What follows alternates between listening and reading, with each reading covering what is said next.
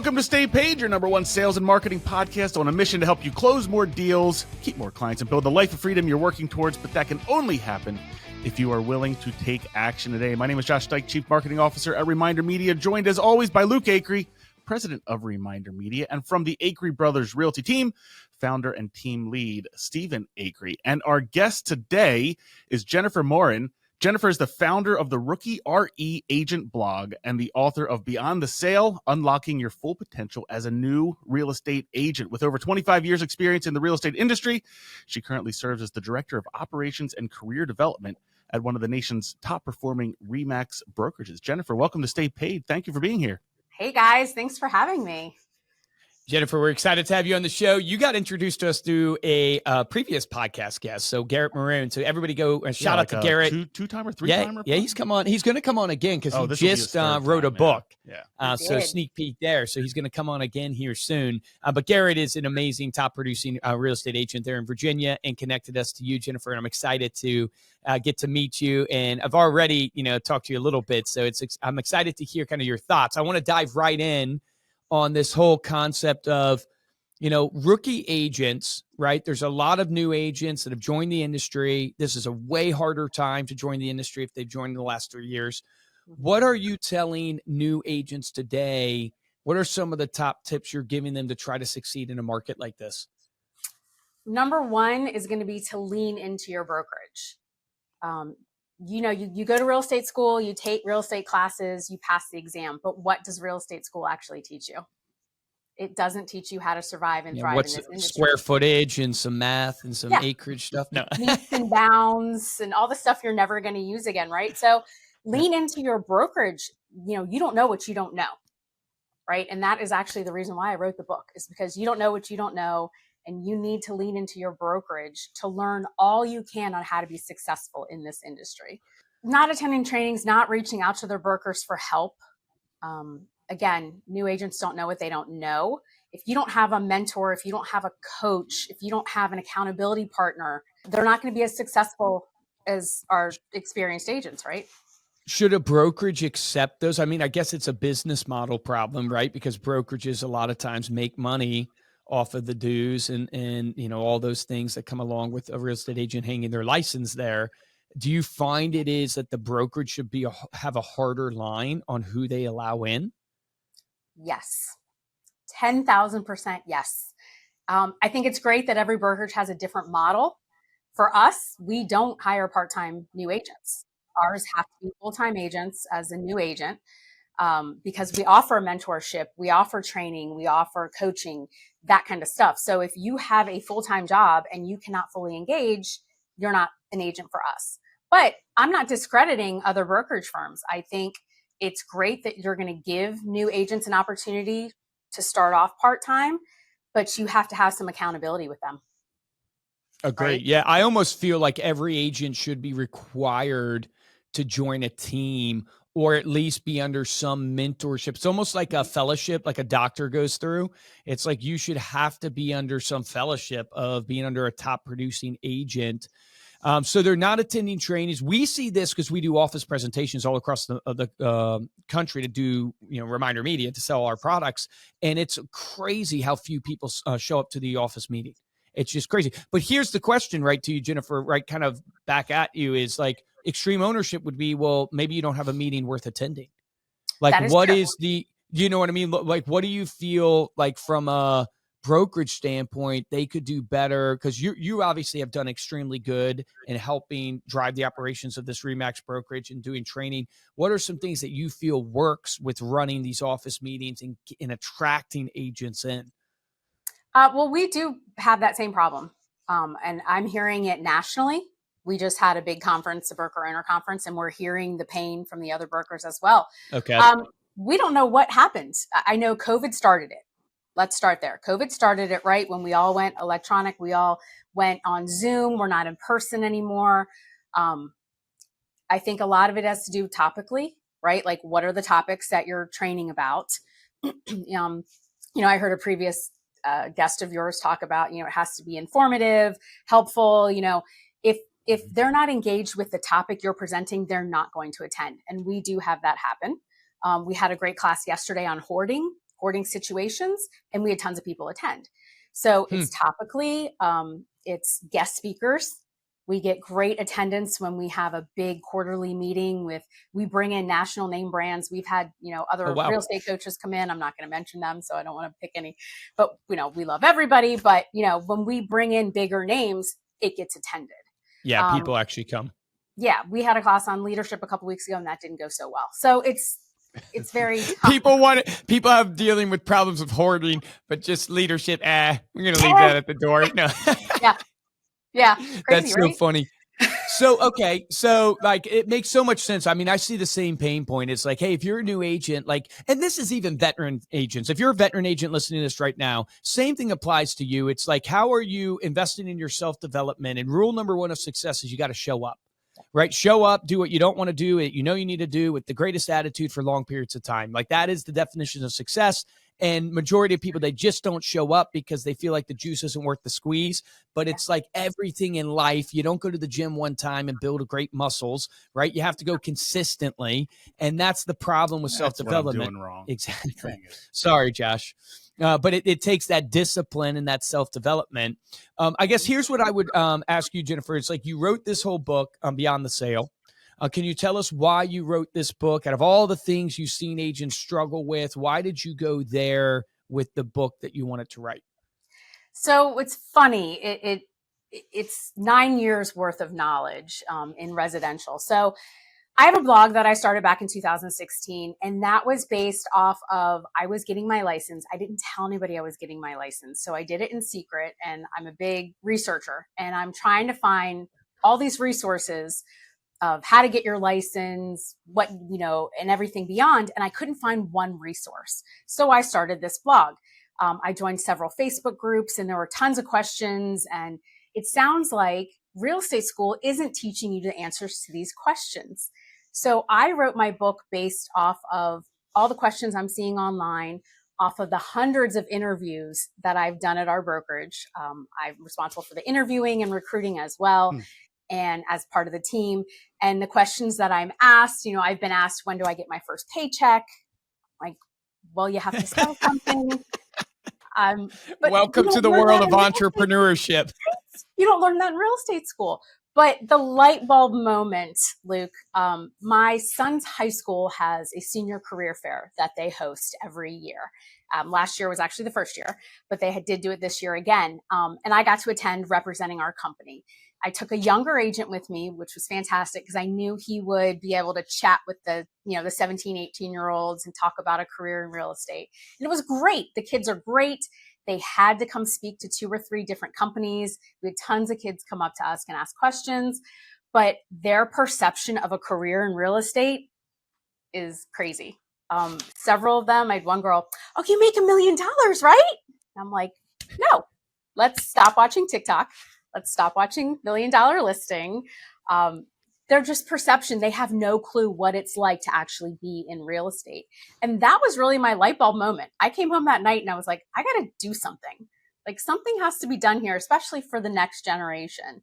And all of the questions that I've heard, I've been asked and seen, down to interviewing brokerages. Well, you're interviewing them. They're going to hire you. They hire everybody. And I'm like, no, that's not true. So there's so many misnomers out there and stuff you don't learn in real estate school. And that's why I wrote the book. My book covers everything that real estate school doesn't cover. I don't go into exactly like how to generate leads. I give ideas and stuff, but that's like book number 2. Like book number 1 is let's get you started. Let's teach you what you need to know before you even consider a career in real estate. Do you feel like when you look at the book, right? And how you've broken it up. Do you feel like the biggest struggle for agents is in their management of their calendar and their management of their day-to-day? Because I see, like, I've been at the lead gen game for a long time, right? That's really where my passion and heart is in the marketing side. But the more and more I coach agents, and I find this, Steve, with the team, is that I just go, wow, man, I can't even talk to you about lead gen. I can't even talk about lead gen and stuff with these agents until I get them to actually commit to their calendar. And that is where they almost live or die, I believe. But what's your thoughts on that? That's true. It's their daily habits. Again, back to they're not treating this as a career. They're not. I've got one agent who is a mentor. He comes in every day. He treats this job like a career. He is in the office. He is making his calls. He goes out on appointments. He comes back. He treats it like a job. He does not want to work from home because he knows what happens when he works from home. You know, you go do laundry, you go walk the dog. You're not focused on what your calendar says. You know, what's the saying? You know, when we talk about success, show me your calendar. Yep. I can show you how successful you're going to be if stuff isn't time blocked in your calendar, down to blocking out going to exercise, right? If you're not time blocking your day, you have no idea where you spent your time. You can't measure how successful you can be. Is there a guideline or framework you could give, or that you give new agents or even veteran agents on how they should structure their day? I think that it's funny. I do talk about that in my book, but it is an individual kind of day planning, right? Because everybody's at different stages of their lives. Like I talked to Garrett about this. He's got little ones and he's up at, 2 o'clock, 3 o'clock in the morning and all night. I get up early to go work out and then I get home to get my kids off to school. So everybody has a different trajectory for their day, but it's putting the important stuff in your day for your time blocking. Are you making the calls? Are you writing notes? Are you lead generating? Just like you said, lead gen. Are you lead gen every day?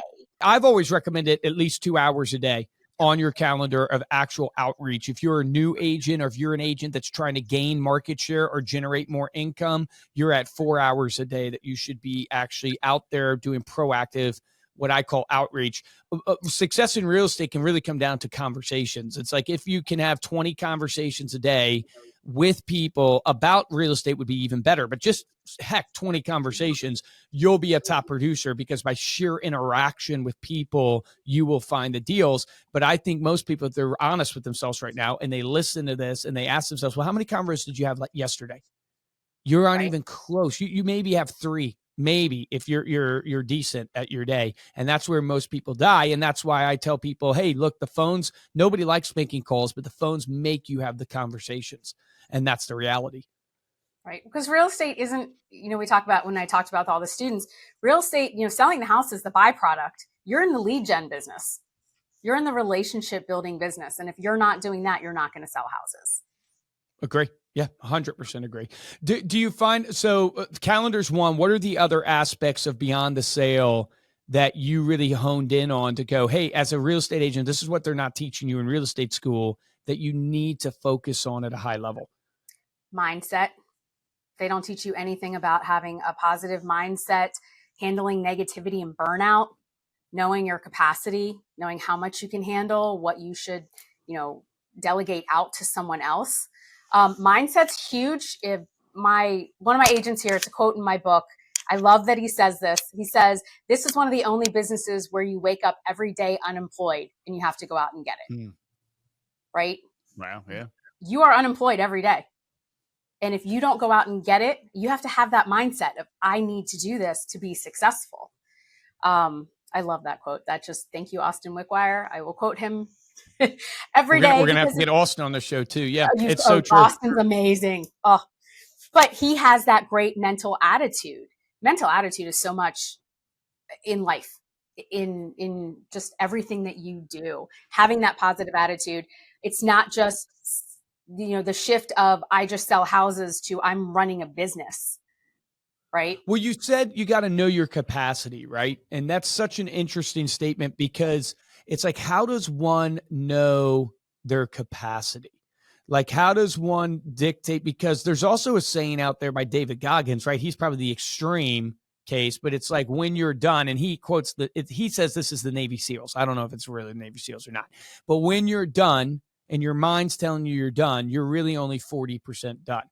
So right there, it's like, hey, you have way more capacity than you think. So if you trust your brain on telling you you're going to quit too soon, it's almost like when you wake up and you have to go to the gym at 4 a.m., you are the greatest salesman known to man because you can convince yourself all the million reasons why you should stay in that bed under the warm covers. So how do you help people determine what their capacity is? So this comes from, I wrote a blog post about this because it was funny. in like a month, I had several agents come to me just freaking out. Like, I can't handle this. I can't do this. I can't do that. I'm going to quit. No, you're not going to quit.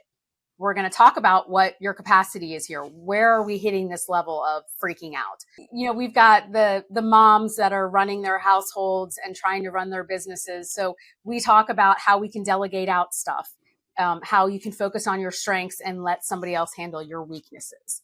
And that's what we talk about when we talk about capacity. They feel like they're trying to do everything. They know they can't do everything. They know they're not good at doing everything. So they're wasting time trying to figure out things that they could just delegate out to someone else. Yeah. No, that makes a ton of sense. I think it was Tom Ferry that said this. I've given this on the podcast before, but I think it's super valuable. And I did this exercise with Tim. He's our top producer on Acre Brothers. It's this idea of essentially green light, yellow light, red light. And you go through, and there's a couple ways you can do it. One way is through revenue generating activities. So it's like you write into the green light category all the highest revenue generating activities that you can do. In the yellow light category, you write the ones that are, maybe one removed from revenue generating, but still influence the revenue generating. And then the red light is these are tasks. Everything ultimately helps drive revenue, but it's more administrative tasks, stuff like that. The red light, you basically have built the job description for the administrator you need to hire or whoever you need to hire. You've built the task out that you need to then delegate out. So it's just a quick way to go through, and you can do that also through the concept. I like this lens even better than the revenue generating, which is what do you love to do? And what are the things that only you can do? Yeah. And then you go through and you put down in the green light, here's what I love to do. Here's what only I can do. Yellow light is I semi like doing these and, I don't really have to do them, but, I enjoy them. And then red light is I hate doing these activities and I'm terrible at them. And other people can do them. And then you've built kind of a job description for people. So I want you to think a little bit now, Jenifer, about the industry as it is right now. And you go, okay, there's AI, there's shifting in the economics, there's shifting in the compliance with commissions and regulations and everything that's happening in the industry. When you look at the future of real estate and when you look at how an agent can succeed, what are some of the things that you would be telling agents to focus on right now to get them actually producing in this market and to keep them kind of steady in their eye on the prize? I definitely agree with getting in on AI and learning how to utilize AI to better your business, to take some of those tasks that are in the red category off of your list.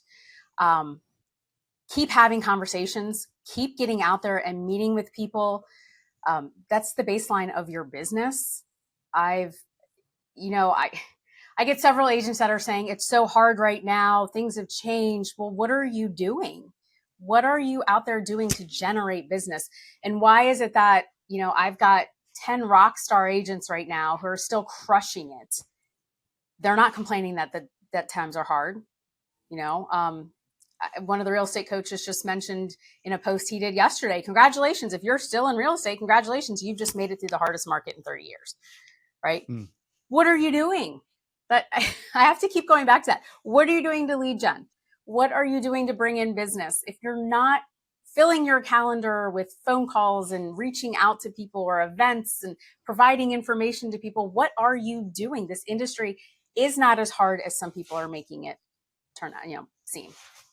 Yeah, we were just literally having that combo today, Stephen, this morning on our 7:30 call, is essentially saying, these agents, you just wish they would apply themselves a little bit more. And I made the statement, it's because everybody wants to have the life that is comfortable and makes a lot of money, but ultimately they don't really want to. They would be satisfied with 70K. They would be satisfied with 60K and just enough to get by.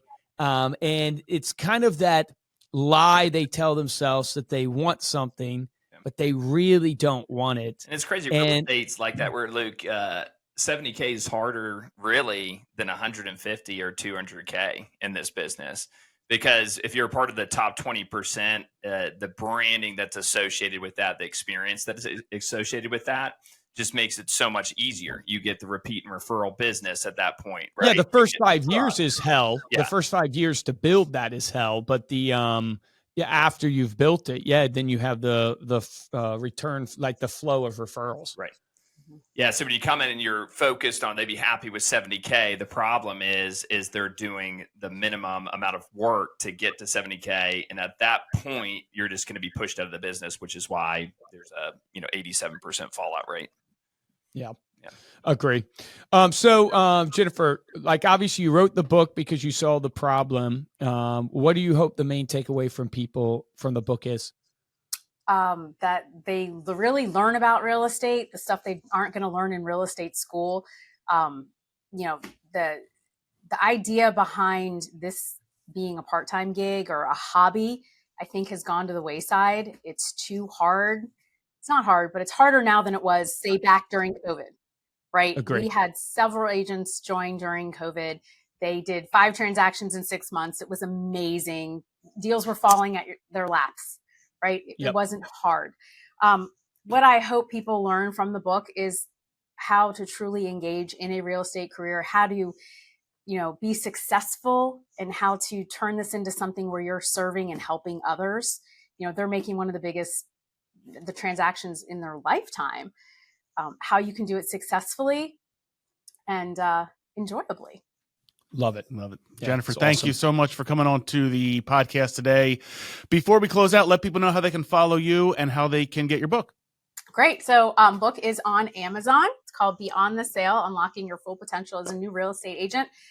Great for anybody just interested in a career in real estate, and even newer agents and some experienced agents. I've gotten great feedback from them going, hey, I needed that reminder. That was a little kick in the butt. I am on Instagram and Facebook, Rookie RE Agent. You can follow me on those as well. I can always be reached through there or through my email, jenniferm@remax.net. I'm happy to help. I am here just to help. That is, I believe, what I've been given the gift of is just helping people and serving people. This book talks nothing about Remax. The book talks solely about a career in real estate. I believe that there's a brokerage out there for everyone and a company for everyone. Awesome.